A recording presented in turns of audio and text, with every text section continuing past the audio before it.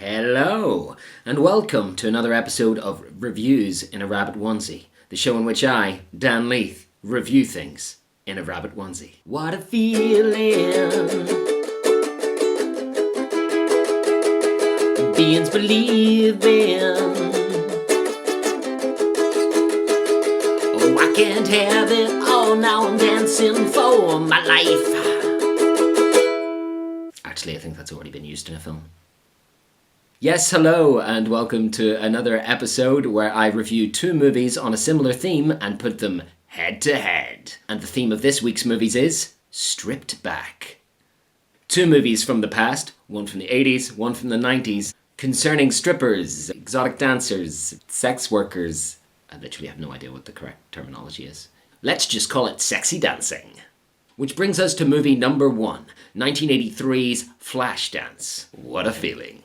Jennifer Beals stars as the mythical unicorn protagonist of this film. In the daytime, she's a welder. She's also an incredible dancer, even though she's had zero training. And so she moonlights as an exotic dancer in a club. She's also only 18.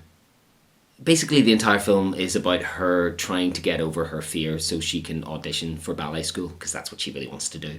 This movie is all about the dancing, the choreography, and the soundtrack, which are fucking class. I mean, there's so many iconic scenes. Iconic dancing on a chair. She pulls a rope and gives herself the sexiest ice bucket challenge ever.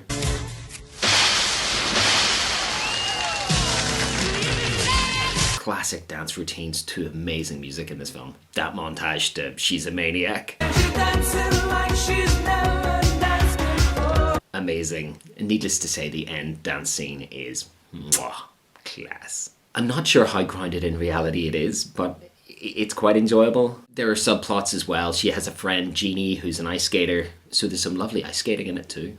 Jeannie's storyline kind of takes her down a bad path, ends up in a nasty exotic dancing club, strip club, where they all get their tits out. To be honest, I have no idea what kind of club Jennifer Beals is dancing in. It's incredible entertainment, and they keep their clothes on, kind of like burlesque, but not really. I don't know. All I know is that if there was an exotic dance club where the acts were that well choreographed, I'd be there all the time. Incredible entertainment, incredible dancing. There's also the side story of Richie Blazik. He's the cook in the club and he wants to become a stand-up comedian. He goes out and he nails it by being very racist against the Polish. This movie hasn't aged that well. There's a romantic storyline with Jennifer Beals and her boss at the steel factory, who's like 20 years older. He seems like a nice guy, but there's just no universe in which a boss follows his 18-year-old employee home that it isn't creepy. It's not like he's not aware of the age difference as well. In one scene they have a fight, she passive-aggressively grabs a cigarette to smoke it, and he says, "You're not grown up enough to smoke." You'll still fuck her though, Nick, though. You'll still fuck her, right? Problematic. There's also another really weird problematic moment with Jeannie's dad. He's watching her skate, and he says to the wife, "Oh, she looks like you, that's like you 20 years ago." Ugh. I mean, I really should have just called this episode Creepy Men. It'd be apt.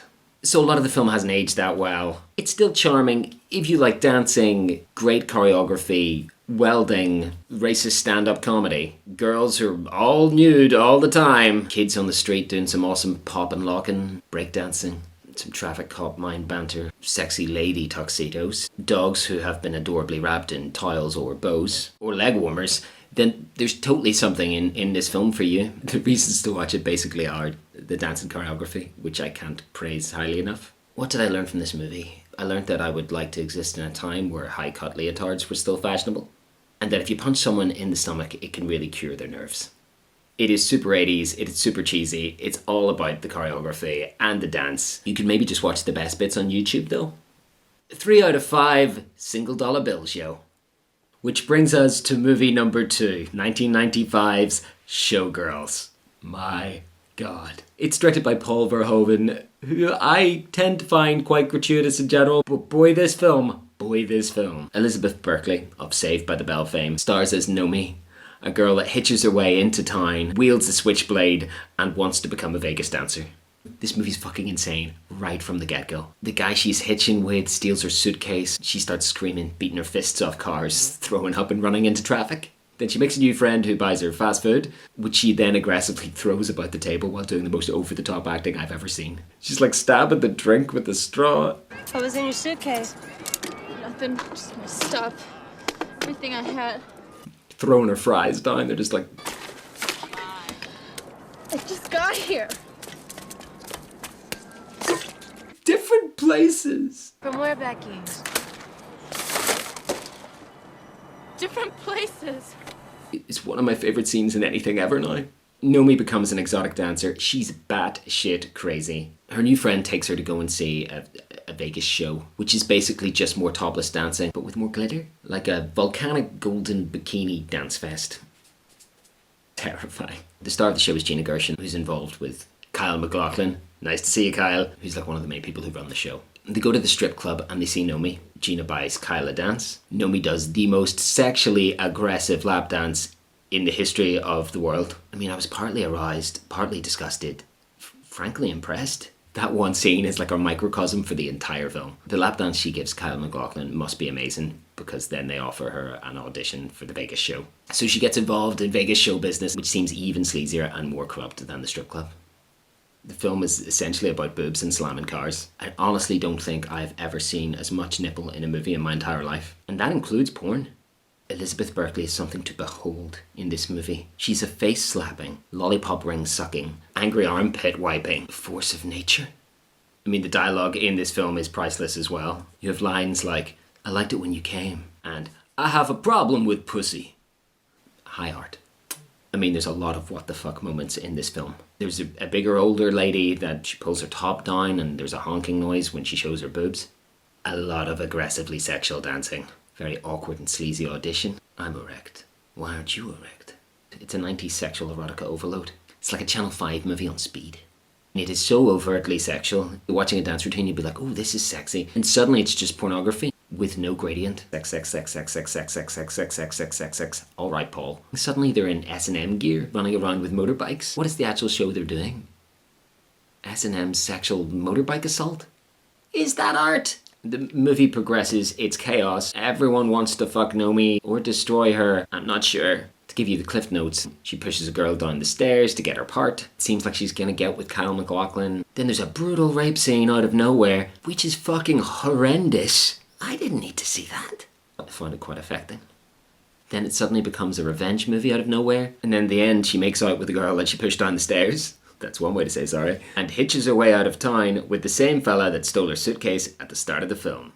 What the fuck doesn't even begin to cover this movie? It's insane. It's all over the place.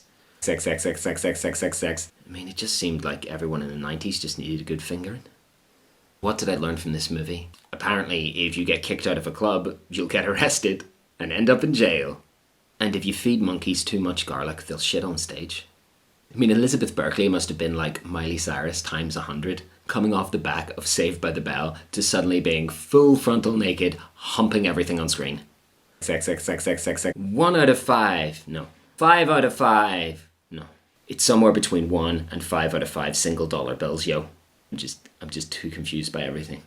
I think it's supposed to be a satire. I'm just not convinced it's always intentionally being funny while I'm laughing at it. Undoubtedly, Flashdance is the better film, but if I had to recommend one movie that you watch, even if it's for the wrong reasons, it's Showgirls. Anyway, thank you for watching another episode of Reviews in a Rabbit Onesie. I've been Dan Leith. If you like this video, please like, share, subscribe, all of that. And if you want me to review anything, then please leave a comment below. Stay safe, stay sane, leave a tip. Finn.